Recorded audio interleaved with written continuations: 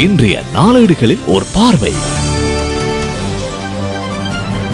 இன்று 7ஆம் திகதி ஏப்ரல் மாதம் 2015ஆம் ஆண்டு செவ்வாய்க்கிழமை. முதலில் வீரகேசரி நாளேட்டின் பிரதான தலைப்புச் செய்தியாக 19வது திருத்தத்திற்கு சுதந்திர கட்சி ஆதரவு வழங்காது, எதிர்க்கட்சி தலைவர் தெரிவிப்பு, 10ஆம் திகதி விவாதம் நடத்தக்கூடாது என்ற செய்தி வெளியாகியுள்ளது. அரசியலமைப்பு விதிமுறைக்கு முரணான வகையில் 19வது திருத்தச் சட்டத்தினை நிறைவேற்ற முயற்சிக்கும் ரணில் விக்ரமசிங்கவின் திட்டத்தினை வன்மையாக கண்டிப்பதாகவும் ஸ்ரீலங்கா சுதந்திர கட்சியின் ஆதரவு 19வது திருத்தத்திற்கு கிடைக்காது என எதிர்க்கட்சி தலைவர் நிமல் ஸ்ரீபால டி சில்வா தெரிவித்துள்ளதாகவும் இந்த செய்தி வெளியாகியுள்ளது. 19வது திருத்தச் சட்டம் மூலம் அரசியலமைப்புக்கு முரணானதல்ல, சர்வஜன வாக்கெடுப்பு அவசியமற்றது, உயர் நீதிமன்றில் சட்டமா அதிபர் அறிவிப்பு என்ற செய்தி இன்றைய வீரகேசரி நாளேட்டின் முதல் பக்கத்தில் வெளியாகியுள்ளது. பாராளுமன்றில் சமர்ப்பிக்கப்பட்டுள்ள உத்தேச 19வது திருத்தச் சட்டம் அரசியல் அமைப்பிற்கு முரணானதல்ல. ஆகவே அத்திருத்தச் சட்டம் நிறைவேற்றப்படுவதற்கு சர்வஜன வாக்கெடுப்பு அவசியமில்லை. பாராளுமன்றத்தில் 3/2 பெரும்பான்மையே போதுமானது என சட்டமா அதிபர் ஜுவஞ்சன வனசுந்தர விஜயதிலக தெரிவித்துள்ளதாக இந்த செய்தி வெளியாகியுள்ளது. மற்றொரு செய்தியாக 19ஐ நிறைவேற்றுவதில் காலை வாரும் ஆளும் எதிர்க்கட்சி பங்காளிகள், ரணில் பிரதமராக இருப்பதே காரணம் என்கிறார் கிரியல்ல என்ற செய்தி வெளியாகியுள்ளது. 19வது திருத்தத்தை நிறைவேற்றுவதை தடுப்பதற்கு ஆளும் கட்சிக்குள் சிலரும் எதிர்க்கட்சியினரும் காலை வாரிவிடும் செயல்களில் ஈடுபட்டுள்ளனர் என்று சபை முதல்வரும் அமைச்சருமான லக்ஷ்மன் கிரியல்ல தெரிவித்தார். 35 வருடங்களாக நிறைவேற்று அதிகாரத்தை எதிர்த்த சுதந்திர கட்சி இன்று ஒழிப்பதற்கு தடை போட பிரதமரான ரணில் விக்ரமசிங்க பதவி வகிப்பதே காரணமாகும் என்றும் அவர் குறிப்பிட்டுள்ளதாக இந்த செய்தி வெளியாகியுள்ளது. இன்றைய வீரகேசரி நாளேட்டின் முதல் பக்கத்தில் வெளியாகியுள்ள மற்றொரு செய்தியாக சிவில் அணுசக்தி விவகாரம் உள்ளிட்ட 6 உடன்படிக்கைகளில் இலங்கை பாகிஸ்தான் கைச்சாத்து என்ற செய்தி வெளியாகியுள்ளது. இலங்கைக்கும் பாகிஸ்தானுக்கும் இடையிலான போதைப்பொருள் கடத்தல் வலையமைப்பை முறியடிப்பதற்கு தேவையான நடவடிக்கைகளை முன்னெடுப்பது உட்பட இரு நாட்டு அரசாங்கங்களுக்கு இடையில் நேற்று 6 உடன்படிக்கைகள் கைச்சாத்திடப்பட்டன. அத்துடன் பாகிஸ்தானும் இலங்கையும் சிவில் அணுசக்தி உடன்படிக்கையிலும் கைச்சாத்திட்டுள்ளன. பாகிஸ்தானுக்கு உத்தியோகபூர்வ விஜயம் மேற்கொண்டுள்ள ஜனாதிபதி மைத்ரிபால சிறிசேன தலைமையிலான தூதுக்குழுவினருக்கும் அந்நாட்டு பிரதமர் நவாஸ் ஷெரீப் தலைமையிலான பிரதிநிதிகளுக்கும் இடையிலேயே இந்த உடன்படிக்கைகள் கைச்சாத்திடப்பட்டுள்ளதாக இந்த செய்தி வெளியாகியுள்ளது. ஐநா தலையீட்டுடன் பக்கச்சார்பற்ற சர்வதேச விசாரணையே அவசியம், கல்முனை விசாரணை அமர்வை பகிஷ்கரித்து கருப்பு பட்டி அணிந்து ஆர்ப்பாட்டம் என்ற செய்தி இன்றைய வீரகேசரி நாளேட்டின் முதல் பக்கத்தில் வெளியாகியுள்ளது. காணாமல் போனோர் தொடர்பாக விசாரணை செய்யும் ஜனாதிபதி ஆணைக்குழுவின் விசாரணை அமர்வுகள் நேற்று கல்முனை தமிழ் பிரிவுக்கான பிரதேச செயலகத்தில் இடம்பெற்ற நிலையில் அதனை பகிஷ்கரித்து பிரதேச செயலகத்தின் முன்னால் அமர்ந்து கருப்பு பட்டியால் வாயை கட்டி அணிந்து பொதுமக்கள் தமது எதிர்ப்பினை தெரிவித்துள்ளதாக இந்த செய்தி தொடர்ந்து செல்கின்றது. அடுத்து தினக்குரல் நாளேட்டின் பிரதான செய்தியாக 19 தொடர்ந்து இழுபறி, நீதிமன்ற தீர்ப்பு கிடைத்த பின்னர் விவாதம் என்ற செய்தி வெளியாகியுள்ளது. 19வது அரசியலமைப்பு திருத்தம் தொடர்பில் எதிர்வரும் 9ஆம் மற்றும் 10ஆம் திகதிகளில் பாராளுமன்றத்தில் விவாதம் நடத்த நேற்று திங்கட்கிழமை நடைபெற்ற கட்சித் தலைவர்கள் கூட்டத்தில் திட்டமிடப்பட்டுள்ள அதே நேரம் இந்த புதிய அரசியலமைப்பு திருத்தத்துக்கான சட்டமூலம் மீதான உயர்நீதிமன்ற தீர்ப்பு கிடைக்கப்பெற்றதை அடுத்து மேற்படி தினங்களிலேயே விவாதத்தை நடத்துவதா அல்லது இல்லையா என்பது தொடர்பில் இறுதியான முடிவை கட்சித் தலைவர்கள் கூடி உறுதி செய்யவுள்ளதாக இந்த செய்தி வெளியாகியுள்ளது. தொடர்புபட்ட செய்தியாக எதிரணி காலை வாரிவிட முயற்சி, ஐக்கிய தேசிய கட்சி தெரிவிப்பு மற்றும் விவாதத்தை ஒத்திவைக்க எதிரணி வலியுறுத்து என்ற செய்திகள் வெளியாகியுள்ளன. தினக்குரல் நாளேட்டின் முதல் பக்கத்தில் வெளியாகியுள்ள மற்றும் ஒரு செய்தியாக ஆட்சி மாற்றத்தினால் தமிழருக்கு நன்மை இல்லை, ஆசிய தூதுவரிடம் விக்னேஸ்வரன் தெரிவிப்பு என்ற செய்தி வெளியாகியுள்ளது. ஆட்சி மாற்றத்தினால் தமிழருக்கு நன்மை இல்லை, ஆஸ்திரேலிய தூதுவரிடம் விக்னேஸ்வரன் தெரிவிப்பு என்ற செய்தி வெளியாகியுள்ளது. இலங்கையில் ஆட்சி மாற்றம் உருவானதன் பின்னர் தமிழ் மக்கள் எதிர்பார்த்த நன்மை எவையும் கிடைக்கவில்லை. பேச்சளவில் கூறப்பட்டு வரும் பல விடயங்களை நாம் இன்னமும் செயற்பாட்டில் காண முடியாதவர்களாக இருக்கின்றோம் என ஆஸ்திரேலிய உயர்ஸ்தானிகர் ரூபின் மூடியிடம் முதலமைச்சர் CV விக்னேஸ்வரன் தெரிவித்துள்ளதாக இந்த செய்தி வெளியாகியுள்ளது. தினக்குரல் நாளேட்டின் கட்டமிடப்பட்ட செய்தியாக ரணில் பிரதமராக இருப்பதுதான் சிலருக்கு பிரச்சனையாக இருக்கின்றது என்ற செய்தி வெளியாகியுள்ளது. ஆளும் தரப்பில் சிலருக்கும் எதிரணியினருக்கும் ரணில் விக்ரமசிங்க பிரதமராக இருப்பது பெரும் பிரச்சனையாக இருக்கின்றது. தொடர்ந்து ரணில் பிரதமராக இருப்பதை தடுப்பதற்கான முயற்சிகளிலேயே இவர்கள் ஈடுபட்டு வருகின்றனர் என்று பெருந்தோட்ட கைத்தொழில் அமைச்சரும் சபை முதல்வருமான லக்ஷ்மன் கிரியல்ல தெரிவித்துள்ளதாக இந்த செய்தி வெளியாகியுள்ளது. தினக்குரல் நாளேட்டின் மற்றொரு செய்தியாக எதிர்க்கட்சி தலைவர் பதவியை தந்தால் ஏற்போம், தராவிட்டால் கவலை இல்லை. தமிழ் தேசிய கூட்டமைப்பின் தலைவர் ஆர் சம்பந்தன் தெரிவிப்பு என்ற செய்தி வெளியாகியுள்ளது. எதிர்க்கட்சி தலைவராக இருப்பதற்கு எமக்கு முறையாக அறிவிக்கப்பட்டால் நாம் உண்மையாக செயற்படுவோம்.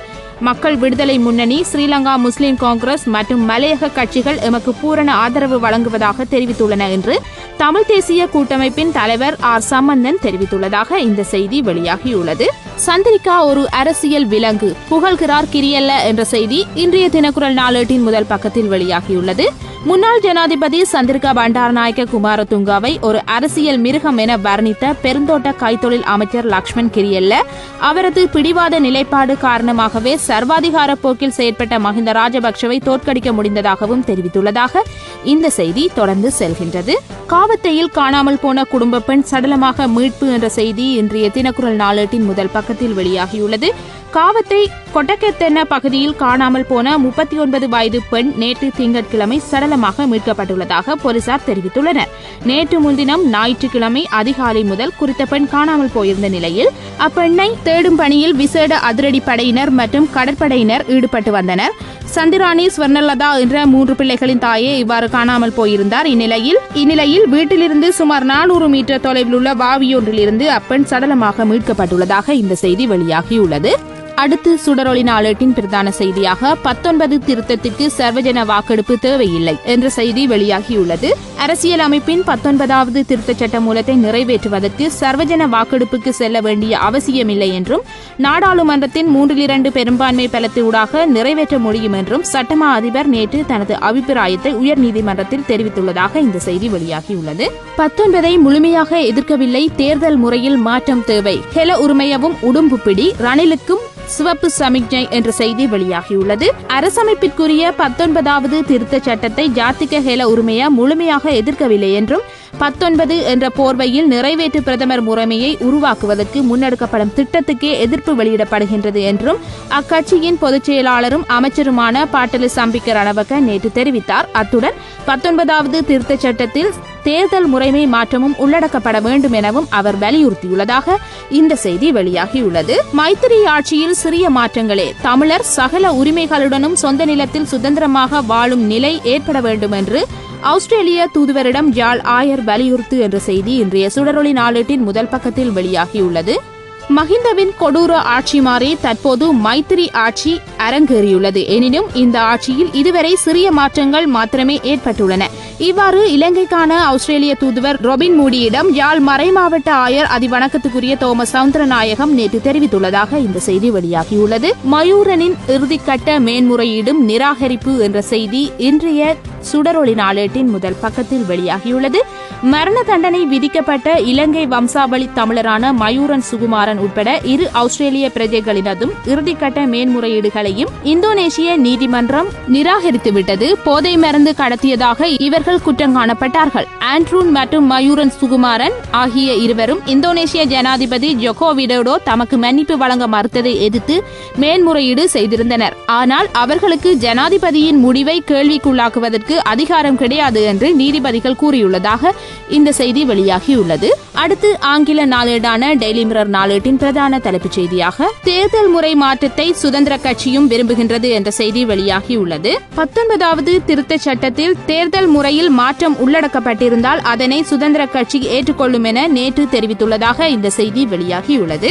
டெய்லி மிரர் நாளேட்டின் மற்றொரு செய்தியாக 19வது திருத்தச் சட்டம் நிறைவேற்றப்படாவிட்டால் பாராளுமன்றத்தை கலைப்பதற்கு ஜனாதிபதி மைத்ரிபால சிறிசேனா மற்றும் பிரதமர் ரணில் விக்ரமசிங்க ஆகிய இருவரும் ஒரு உடன்பாட்டுக்கு வந்திருப்பதாக லக்ஷ்மன் கிரியல்ல நேற்று தெரிவித்துள்ளதாக இந்த செய்தி வெளியாகியுள்ளது.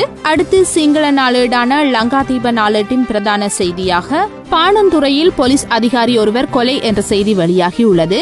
பண்டாரகமை போலீஸ் நிலையத்தின் நீதிமன்ற நடவடிக்கைகளுக்கு பொறுப்பாக கடமையாற்றி வந்த உப போலீஸ் பரிசோதகர் ஒருவர் கழுத்தறுத்து கொலை செய்யப்பட்டுள்ளார். பாணந்துறை தெற்கு போலீஸ் பிரிவின் பெக்கேகமவில் தனது வீட்டில் நித்திரையில் இருந்த போதே அவர் இவ்வாறு கழுத்தறுத்து கொலை செய்யப்பட்டுள்ளதாக இந்த செய்தி வெளியாகியுள்ளது.